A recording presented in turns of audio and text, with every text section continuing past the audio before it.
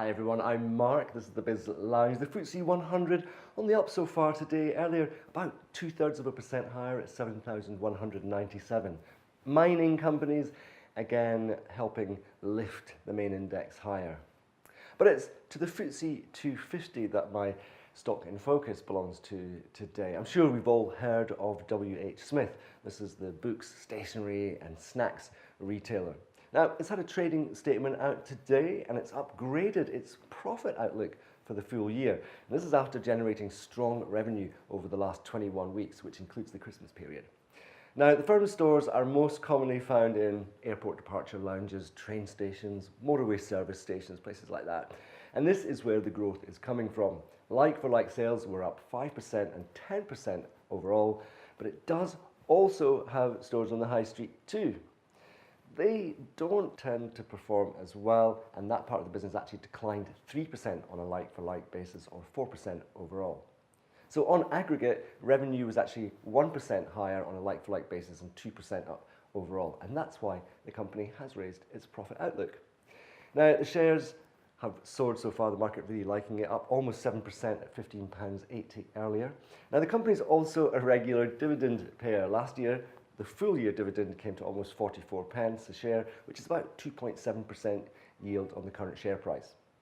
Now, my only concern about WHSmith is how is it going to deal with the issues in the high street stores? We'll see.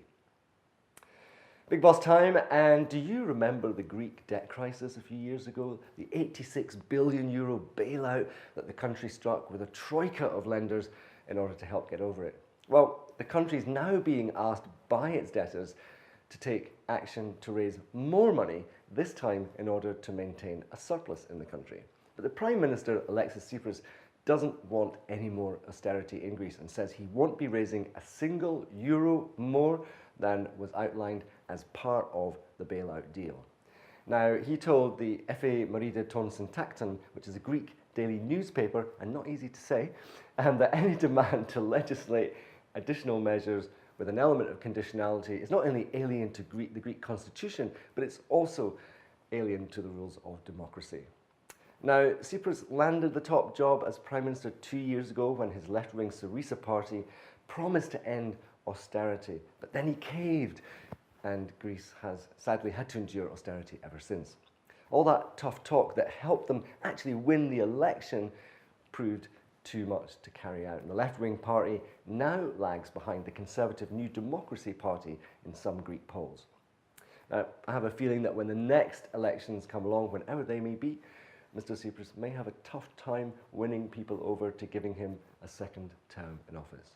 We'll see.